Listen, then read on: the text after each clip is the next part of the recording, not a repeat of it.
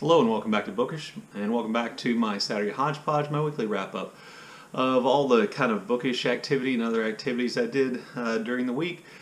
This week I've only read one book, and that book was On Juneteenth by Annette Gordon-Reed. Annette Gordon-Reed won a Pulitzer Prize, I believe, for her novel, or for her book, The Hemmings of Monticello. I think last week, or when I introduced the fact that I was reading this book, as part of my Juneteenth TBR, I indicated that this book had won the Pulitzer Prize in 2021. That's not true, even though this book was mentioned in the New York Times Notable Books of 2021 list, and it sold a lot of copies. And I read this, and I just thoroughly enjoyed it. I don't think anybody would be surprised by the fact that I would enjoy a work of history on a topic that I'm interested in, which is race relations and the racist history and the racial history of the United States of America. But what surprised me was how much connection I felt to this book, and I want to qualify that here in just a minute, but I want to kind of explain kind of where that connection comes from. Dr. Gordon-Reed grew up in East Texas, which is where I grew up. Now, she is about, I want to say, 10 to 12 years older than I am. So she would have been starting elementary school a few years before I was born. But she was born in a town, Livingston, Texas, which I drive through every time I go to see my parents, which I visited on many occasions. I've been to Lake Livingston. You get the impression. And then she grew up in a town called Conroe, Texas, which is just north of Houston, a place I visited many times. I've gone through many times on the way to Texas Renaissance Festival, visited football games when I was in elementary school and high school, and know something about and certainly know a little bit about. In addition to that, as a young person, she had many of the same kind of wanted to do many of the same kind of things I did. There's what I found to be a really kind of charming section about her wanting to go to Six Flags Over Texas, and kind of how enchanting that idea of going to this amusement park called Six Flags Over Texas was. I had the exact same feeling, and when I did finally get to go, even though I don't like roller coasters, it was something that I remembered for a really long time. She visited the Alabama and Coshada Indian Reservation in the Big Thicket region of Texas, which is really close to Livingston, when she was a kid, and I did that myself. And her great-grandfather, I believe, lived in a town called Moscow, Texas, which is actually where my grandfather was born. And so for me, there was a kind of a lot of, I don't know, connection, nostalgia, familiarity with the things she was talking about, both good and bad. But one of the things that qualifies that is the most important aspect of the book, and that is the fact that Annette Gordon-Reed is an African-American woman, and she grew up as an African-American woman in East Texas, and East Texas beset by the same kind of racism and racist violence and resistance to racial equality that we think about when we think about the South during the period of Jim Crow and up through the Civil Rights era. And of course I was not. I grew up a white young man in an East Texas town, and so I didn't have to think about all the things she did, and I didn't experience life in East Texas in the same way. So in some ways I found that that familiarity with the things she was talking about created this real kind of disturbance or dissonance for me in having to constantly realize that her experience of going to elementary school, she was the one of the first African-American kids to go, or I think she was the first African-American kid to go to her elementary school during a period in which the teacher, or which parents could choose which school to send their kids to in East Texas, that she was one of the first African-American kids to go to that school. And the high school I went to didn't integrate until 1971 or 1972, a few years after I was born, that we were kind of on opposite sides of that. I'm not claiming any kind of what I'm being very careful not to do is to claim any kind of understanding of what she went through or any kind of similarity of what she went through and what I went through. But because there's that dissonance, that break, that difference, to me I felt in lots of ways the book really kind of brought up some really disturbing issues for me. Like, for instance, if my grandfather and her great-grandfather crossed paths in Moscow, Texas, in the kind of early 20th century, how would that interaction have gone? And I have to tell you, I'm very fearful of that, how that interaction would have gone. But the book is just really great, and it has a lot to say about Texas kind of as a microcosm of the United States, about her experiences growing up, is in some ways a microcosm of what was going on for people all over the South in terms of race relations. And she works from the specific in kind of her life, or the specific in Texas. Sorry, she works from the specific in her life to things about Texas, to things we can say about the United States in general. And there are a couple of things in here that I wanted to read because I thought they were really good. At one point, by the way, this is a collection actually of 6 essays related to the topic of Juneteenth. Juneteenth is the day which originally was only celebrated in Texas. Is the day in which enslaved people in Texas found out that slavery was over on June 19th, 1865, when it was announced in Galveston. And Juneteenth, as you may know, has grown into kind of a national celebration of the end of slavery in the United States of America, because Texas was was the last place in which that announcement was officially made. But one of the things she talks about in the book, in the essays in the book, is how Texas was in some ways no different than a lot of the other southern states in its resistance and the presence of racist violence. She focused on the county she grew up in Texas, which is Montgomery County, Texas, to give examples of racist violence that went on. And you would be hard-pressed to find a county in any southern state in which this racist violence didn't take place. She recounts the murders of 3 African-American men at 3 different points in kind of the history of Jim Crow and segregation in the South. One, the lynching of an African-American man, which became a spectacle to which white people took, picnic lunches and had their pictures taken. It was covered in the newspaper. The lynching of an African-American man for what at the time they would have thought about were inappropriate relationships with a white woman or the rape of a white woman. The burning literally at the stake of an African-American man accused of the exact same thing in 1922 on the property, on the grounds of the Montgomery County Courthouse.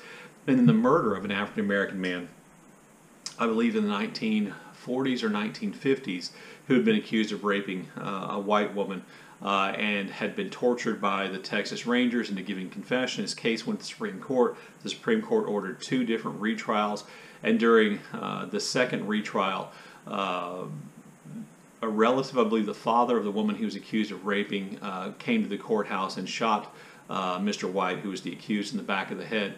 Right there in the courthouse, he was arrested. He was put on trial for murder. He was found not guilty. The jury deliberated for less than 2 minutes to find this man who had murdered someone in cold blood in public not guilty. And when he was found not guilty, the all-white audience watching the trial applauded. And she kind of talks about those things in kind of the context of how we view things historically. And so I wanted to read just a little bit about this, because what she suggests is that the stories we hear, and even in fact the stories I just told you, are the stories of those things from the white perspective. That in each one of those cases, the African American man who was lynched in the 1880s, the man who was burned alive at a stake in the grounds of the courthouse in 1922, and in the case of Mr. White, who was shot by the father of his supposed victims, there were counter narratives. There were stories that the African American community told of these women being involved in these relationships consensually, and denying that those relationships were consensual because at the time it would have ruined them as white women to be known to be having a sexual or romantic relationship with African American men. So she then writes this about that. So what to make of these counter narratives, of course, is central to the writing of history. For many years, blacks like the ones in Conroe and Livingston, all over the country really, have had their stories written out of history. The tyranny of ideas about the archive of what constitutes the official record all too often has buried their knowledge and rendered it suspect. This is so despite the fact that it is well known that such people were operating under an oppression that deliberately prevented them from creating parts of the archive or making official records. What is the morality that would say that the oppressor's version of historical events should naturally take precedence over the knowledge of the oppressed? How could any judgment created by the people who watched Dude Cochran shoot Bob White in the back of the head and then let him walk away with no consequences, or who planned and gathered at a picnic to watch a man be murdered, be presented as neutral and credible? One of the things oftentimes that people pick on or talk about when they call things like the 1619 Project, or when they complain about critical race theory being revisionist history, is they say, you know, well, this is not something we were taught, this is not a part of the official record. And what Gordon Reed points out is, of course it's not a part of the official record. The official record of events, the archive of what took place, was created by the very people who carried out those crimes, was created by the very people who were involved in racial oppression and racist violence. And then she kind of addresses the issue of revisionist history in general later on in a separate essay, in which she's really looking about revisionist history, looking at the Alamo and the you know, supposed, or the heroes of the Alamo in terms of Texas mythology. She writes, "I often encounter great hesitancy about and impatience with discussing race when talking about the American past. The obvious difficulty with those kinds of complaints is that people in the past, in the overall American context and in specific context of Texas, talk a lot about and did a lot about race. It isn't some newly discovered fad. Race is right there in the documents, official and personal. It would take a concerted effort not to consider and analyze the subject, and I realize that evasion is exactly what happened in many of the textbooks that Americans use in their school, social studies, and history classes. This in part accounts for the pained accusations about revisionist history when historians talk about things that people had never been aware of in their history education. History is always being revised as new information comes to light, and when different people see known documents and have their own responses to them, shaped by their own individual experiences." So what she points out is that a lot of what people complain about with revisionist history is simply the fact that now different people are writing history, different people are looking at history, and they're looking at those things that, you know, you and I may have learned about in school, and they're looking at it differently. And in addition to that, that a lot of the record of people of color, of African Americans, of indigenous people, of Hispanic people in the United States and their history was intentionally left out, because to include it would mean that we had to confront the reality of how racism and colonialism played out for people who were not white Anglo-colonial settlers. Anyway, I just found the book to be really great, and I realize I talked a whole lot about what is really a short book, but that's a measure, I think, of kind of how great I found the book to be. I also continued my reading. I started my Booktube prize reading. I'm judging the nonfiction section of the Booktube prize. I'm not going to reveal the books I got in my round because I want to talk about my group of books this year in kind of a general way. I have to tell you that in looking at the group that I got, I was a little disappointed by that group because a lot of the topics are not things that I'm particularly interested in. They have to do with personal memoir or essays, which are not my strong areas. There are very few things about the history of the social history of the United States and the world that are included in there. There was really only one topic in that group that I was really excited about, but you know, in a way, being kind of disappointed with the group I got, I think means that in some ways maybe I'll be judging the books not based on, you know, excitement about the books, but judging the books, maybe looking at them a little too harshly, but maybe judging them more fairly and evenly as well. I did start reading The Trees by Percival Everett. This is one of my Black History Month reads, and I'm really looking forward to getting more into that. And the group with which I am reading The Price of the Ticket, the nonfiction collected essays and stuff like that, collected nonfiction of James Baldwin, just got started, and I have 100 pages of this to read this week, and so I'm looking forward to that. But that does make for a lot of busy reading. I'm reading most of the, I think I'm going to read most of the Booktube Prize books on the Kindle. That just has a tendency to speed up my reading, so I'm doing that. So that's me and reading this week. As you know, and as I mentioned in my at the beginning of my January wrap-up February TBR video, I did go back to work this week. I'm working primarily with 6th grade students on reading. You may know that in my background, what I taught before was high school, mostly juniors and seniors, and you know, one of the real contrasts between teaching high school juniors and seniors and 6th graders is just the level of movement. High school seniors and juniors are relatively slow-moving creatures who are hard to get really excited and rarely are, you know, acting out or seeking the attention of the teacher. And Sixth graders are very different. There's a whole lot of wiggling going on, is what I would say. And basically what I'm doing is I'm working with small groups at a time, and we're reading passages and answering questions and talking about figurative language and textual clues for figuring out what they're reading and inference and all those kinds of things. And it's been really interesting.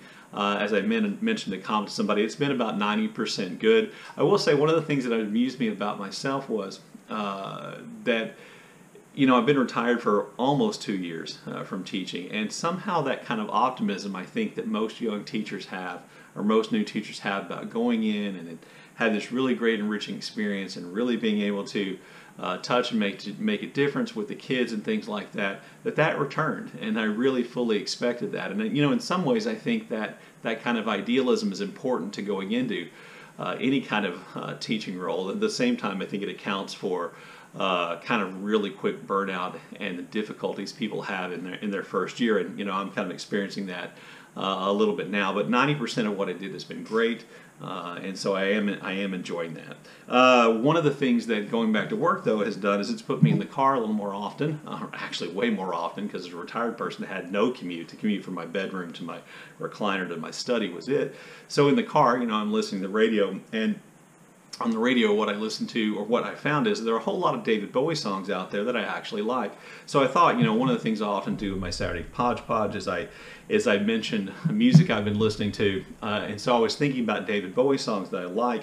And then one of the things I thought is, I also like a lot of covers of David Bowie songs. So what I thought I would do here is kind of talking about my 3 favorite David Bowie songs really quickly, and then talk about the covers that I like really quickly, and then give links to both below. So my favorite David Bowie song is Ziggy Stardust, and my favorite cover of that is done by the English, I don't know, what would you call them, Gothic band, Bauhaus. Does a really good cover of Ziggy Stardust, which I actually like better than Bowie's version itself. My second favorite David Bowie song is Heroes, and there are lots of covers of Heroes out there. I like Bowie's original, probably is actually my favorite, but there's also one by the Wallflowers, the band which was fronted by Bob Dylan's son, and then there's also one by Motorhead, which I'm including the link to that down below, because I thought the Motorhead version was really good. Motorhead is one of those heavy metal bands that I listened to in my younger days, and it was like one of the things I always liked about Motorhead, even though I never became like a really deep, serious Motorhead fan. One of the things I liked about Motorhead, it was kind of like heavy metal without all the BS, without all the fake satanic symbolism and stuff like that. It was just kind of a hard drinking, hard driving, heavy metal rock band, and so I like that, and their version I think is great. And then also Changes is my third favorite Bowie song, and Hozier did a really good, I thought, cover version of this, which I saw somewhere and was reminded of when I was listening to Bowie's version of Changes. So I'll leave links to all those below so you can compare Bowie's version to the cover version, and that's where I will leave you today with Saturday Hodgepodge. I look forward to your comments in the comment section below, and as always, thank you for watching.